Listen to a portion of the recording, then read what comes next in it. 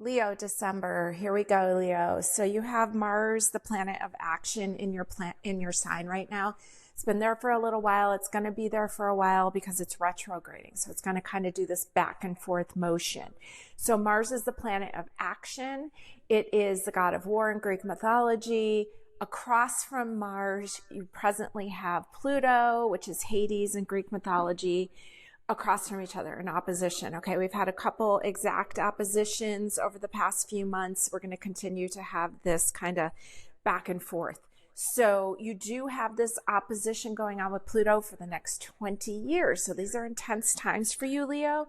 But remember, Pluto rules change. It rules other people's money. It rules sex. So there's a lot of really powerful things that could be happening for you. Now, remember, you have a trine going on this month, a triangle, a positive aspect with the sun in the sign of Sagittarius because it's a fire sign.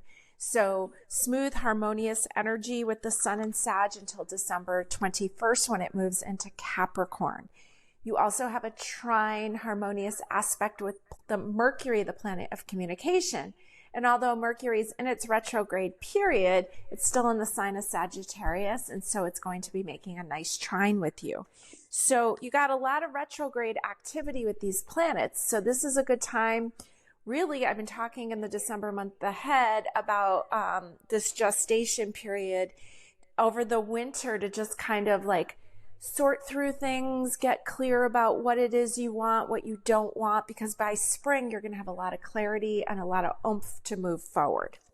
Now, you have a square, one of the more difficult aspects, with Uranus, the oh wow planet, in the fixed sign of Taurus.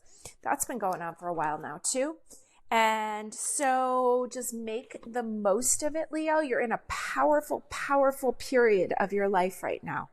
Now, I pulled a few cards to kind of get clarity. The first card that I got here was the Death card in the Herb Crafters Tarot. And this is like the Day of the Dead. And I just love how beautiful it is and how inviting this idea of death is in Mexico, the way they celebrate it. Okay, so this is Pluto. And you already have a lot of Pluto energy going on. And so it's just showing itself, but it's showing it in a beautiful way.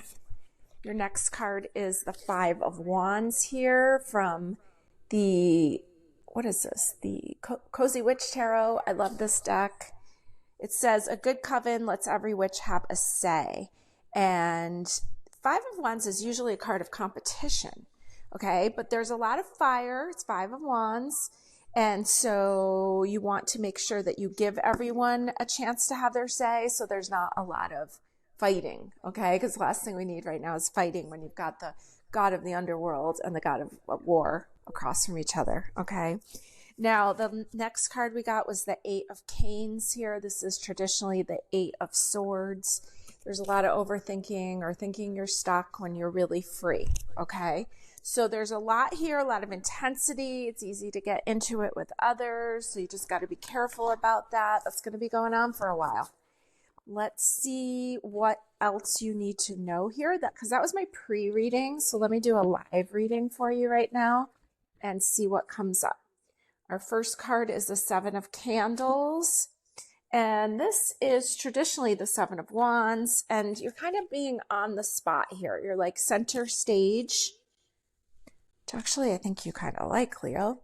But you're center stage here. So take the opportunity. Everyone's looking at you. Okay. Let's see what else we have. We're going to pull one here from the Herb Crafters Tarot. As I've said, I haven't looked at any of these. The Strength card comes in. This is the card of the year for 2024. We're at the very end of the year here, so this intensifies. This is the Garlic card in the Herb Crafters. So we know that garlic isn't for everyone. We know it's a little strong. You're definitely going through a strong period right now. So some people will be for you, some won't, okay?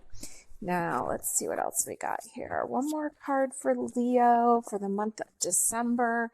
And here, oh, this one's a nice one. Two of Gifts, Two of Pentacles, Two of Earth. You got this lovely gentleman here showing up with presents for you. Okay, this is a 2, so it's very reciprocal. Remember, Well, let's see. Venus is going to be in Capricorn at the beginning of the month. Then it's going to move into Aquarius. Aquarius is fixed, so you're going to have that square.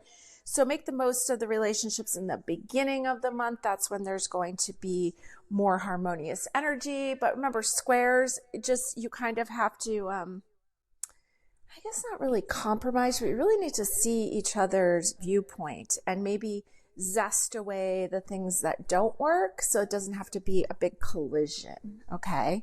So I really like that two of gifts there. All right. Now I'm going to pull some cards for each week because we have 5 weeks in the month of December, and I'm working with these cute little golden Art Nouveau tarot, and I'm going to pull a card for you for each week moving forward in the month to see what you need to know. Okay. So week 1, here's a Temperance card, Major Arcana. Sagittarius energy will be in Sagittarius season. She's kind of dipping her toe into new waters. And let's see, the first week in December, we will be in the Mercury retrograde still. Mercury is going to be opposite Jupiter that rules that card, and Jupiter rules Sagittarius. So there's a lot of big stuff, okay, because Jupiter makes everything bigger. Week 2, which will be when the Mercury retrograde ends, but we'll have moved into a Mars retrograde. We have the 3 of Cups here. So there's kind of a celebration going on. So it's kind of coming in under this 5 of Wands where it's like making sure everybody has a chance to speak.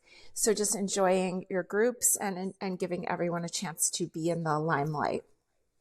Week 3 of December, we have the 2 of Swords here. Another 2, but there's kind of an internal conversation going on. Remember, Mercury retrograde will have ended, but we'll be swooping back over that same ground for the 3rd time. So we may get some closure on some conversations that have been had. Week 4 is Christmas week, and we've got the 8 of Wands here, which is traditionally a travel card, often referred to as the honeymoon card. Okay, so maybe the gifts, maybe you're giving like an experience, a trip or something as a gift, time spent with the ones you love. The last week here is New Year's week, and you have the Fool card. What a great card to show up for the new year, a new journey, new travels, new paths, new people. This is an Aquarius card. Aquarius rules friends. It rules new networking opportunities. It rules new ways of doing business. Like it has a lot of internet themes, and there's a new lightness coming in. So that's an exciting card to see, especially since Leo, you are opposite Aquarius in the chart. So this is Aquarian, and we know we've moved into the age of Aquarius now with Pluto in Aquarius. So this is showing me really optimistic energy for you in this age of Aquarius. All right, I'm going to move these to the side. We're going to throw some charms on here, and we're going to roll some dice. What you need to know here this month of December. Don't take this, don't get too serious about this. Just see if you see any names, see if you see anything that jumps out to you, and we'll use this for power days for the month. I'm also rolling these dice, which I rolled North Node in Pisces in the 6th house. So let's see, we'll come back to that. Up at the top here, we have the word I have the name Ian, I-A-N. I have AA, 3 A's, AAA, AA, Alcoholics Anonymous. What else? An F, an I, an O, a blank, RK. We have the name Ron. We have what else? We have the word fork. We got a Q over here. If we make this blank one a U, we have QA, QUIN, Quinn. Okay. All right, so just have fun with that part. See if you come up with anything else. I had an S fall over here. So we have forks, and we have fins, fans, far, and okay, I'll let you look for the rest of them. All right, now look at all these charms here.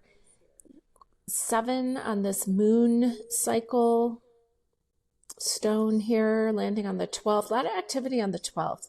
This says St. Christopher, be my guide. This is for traveling. This is on the 12th, along with the letter A, an owl, got a little 4-leaf clover there and a crown. So the 12th, so it looks like the 3rd, 4th, 5th are very busy. The 11th, 12th, 13th, even into the 14th. You got a little person here on the 14th.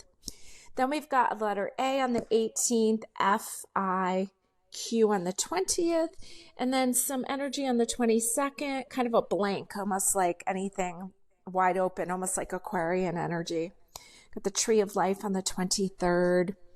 Looks like Christmas Day, you've got the word or R-O. Let's see. So this is a R-O on the 25th, the sun on the 26th. More energy here on the 1st with a bear and the letter K, an S, and some prayer hands here on the 2nd.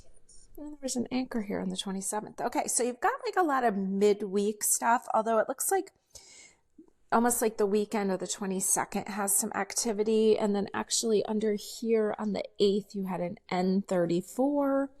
It's got a little bit of activity there too. All right, so let's see what the dice have to say as far as power days. You've got the North Node, which is all about what you came here to do, what you agreed to learn, in the sign of Pisces in the 6th house. Now, Pisces and the 6th house are opposite each other.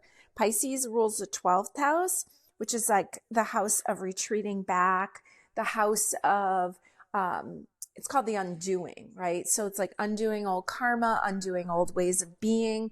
And then across from it's the 6th house, which is like everyday life, showing up, making your bed, brushing your teeth, going to work, all that kind of stuff. So you've got the North Node here in the sign of Pisces, which is asking you to retreat back from some of these everyday activities. The word IQ. So see how you can take some time out, right? Maybe it's over this holiday season, or maybe you can plan ahead for the winter months to take some time out, okay? So let's give you some power days. You rolled Pisces and Virgo. And we start off, let's see, we have the moon moving into Pisces on Saturday the 7th, 4:49 a.m. through the 8th, where you had that N34, through the 9th till 8:38 a.m. We also rolled Virgo. And let's see, the moon will be in the sign of Virgo starting Friday the 20th here. We had the IQ. Through the 21st and 22nd till about 2:08 p.m. Eastern Standard Time. These are power days for you, Leo. Have a great month.